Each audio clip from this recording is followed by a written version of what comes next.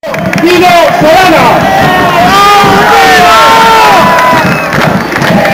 Les pedimos que bajen la bandera. Por favor, compañeros, bajen la bandera. ¡Vamos, Pino! ¡Presidente!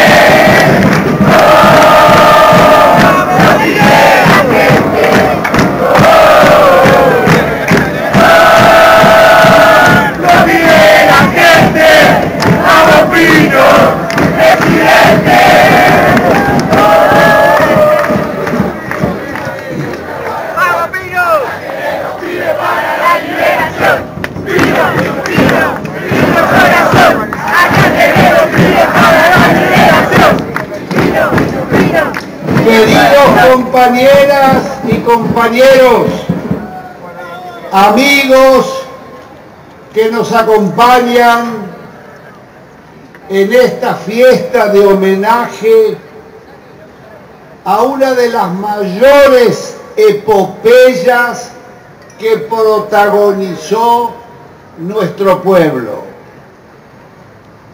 La construcción de los ferrocarriles argentinos, iniciada en 1857, fue una verdadera osadía, iniciada por capitales criollos, comenzó a extenderse por todo el país y con el aporte de ingenieros, técnicos y los trabajadores ferroviarios, ya a fin de siglo llegaban los ferrocarriles al oeste, al noroeste, al norte, a la Mesopotamia y hacia Bahía Blanca. Esa epopeya no terminó solo allí. Esa epopeya fue construyendo extraordinarios talleres fábricas que comenzaron reparando vagones, pero después siguieron sustituyendo los vagones de afuera por los nuestros, e igual pasó con las locomotoras.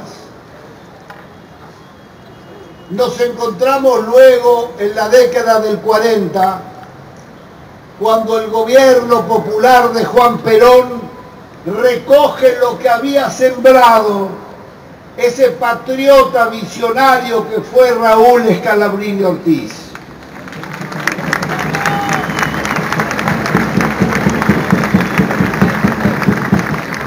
Scalabrini pregonaba que los ferrocarriles, que eran las arterias de un país, en un país extenso y agrícola como la Argentina, era manejar las llaves de la soberanía del país, hasta entonces en manos inglesas. Vino la famosa negociación que cuenta Perón en nuestra película La Revolución Justicialista, donde los ingleses vinieron a ofrecer la venta de los ferrocarriles, pidiendo el valor de libros, que en aquel entonces eran 10.000 millones de pesos. Y Perón, a través de Miranda, les dijo: mire, nosotros nos parece mucho, lo vamos a estudiar, pero no tenemos verdaderamente ninguna necesidad de comprarlos. Los ingleses tenían necesidad de venderlos y nos debían 2.600 millones de libras.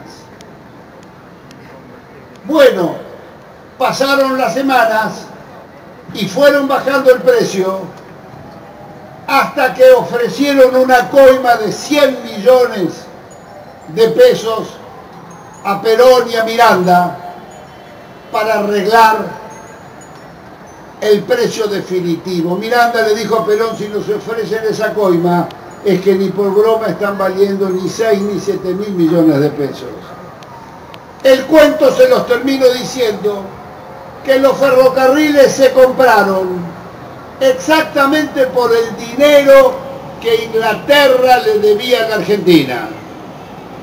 Cambiamos una deuda por los ferrocarriles, pero Miranda les colocó en el contrato que se compraban bienes directos, es decir, toda la infraestructura ferroviaria, pero también los bienes indirectos de las compañías inglesas.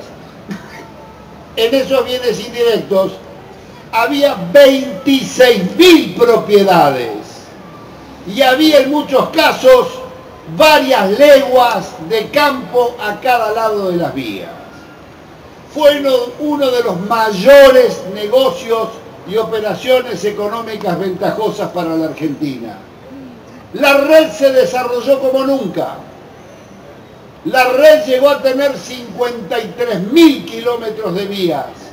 Se desarrollaron las ingenierías ferroviarias en las universidades y escuelas técnicas. Pero además de eso, se empezaron a fabricar locomotoras diésel en los talleres de Liniers y el ingeniero Livio Porta construyó una verdadera joya de la ingeniería ferroviaria, que fue la primera locomotora aerodinámica del mundo. Esta locomotora, construida para los ferrocarriles del Estado, que luego se denominarían Belgrano Cargas, de la trocha angosta, hacía 155 kilómetros de velocidad. Cuando llegó la Revolución Libertadora, las desguazaron, la fundieron en los altos hornos Zapla. La segunda locomotora quedó volcada en el taller Mate de Luna de Tucumán, donde nosotros fotografiamos cuando hicimos la película. Pero lo interesante es que la copiaron en Estados Unidos y la copiaron los chinos. Los chinos la copiaron y le pusieron el nombre de Porta. A este talento de la ingeniería ferroviaria, a todo lo que hay detrás de la modestia de Eli Dobeski, todos los ingenieros y profesionales de los ferrocarriles, que a pesar del desguace salvaje de los Cavallo y Menem, que cometieron uno de los actos más abominables y más crueles que recuerda la historia económico-social de la Argentina, porque la supresión del 80% de los ferrocarriles trajo como consecuencia un éxodo de más de 1 millón de personas. Al morir 800 pueblos que quedaron aislados porque le sacaron el ferrocarril y no tenían pavimento hasta las rutas, sus pobladores emigraron hacia la periferia de las capitales. Este verdadero desastre económico y social, impulsado por el Banco Mundial en los años 90, produjo al mismo tiempo otra catástrofe, que fue lo que hemos llamado la guerra del automotor. Al pasar a las calles y rutas la inmensa mayoría del transporte de pasajeros y de mercaderías, los accidentes subieron año a año y en los últimos años hemos superado la barrera de los 8.000 muertos al año, 12 veces más muertos que en la guerra de Malvinas y 12, 13, 14.000 lisiados. Una verdadera tragedia humana y un verdadero un impacto económico y social descomunal por el costo que eso le ocasiona como pérdida a la economía nacional, al servicio de salud, etcétera, etcétera. Por todas estas razones, por la razón suprema de que el derecho constitucional, que está comprendido entre los pactos de derechos sociales de las Naciones Unidas y del Pacto de San José de Costa Rica, que están incorporados en nuestra Constitución Nacional, figura el derecho al transporte. Por todas estas razones, es imperiosa la restitución del derecho a viajar de manera segura, económica y confortable a todos nuestros conciudadanos de las provincias argentinas.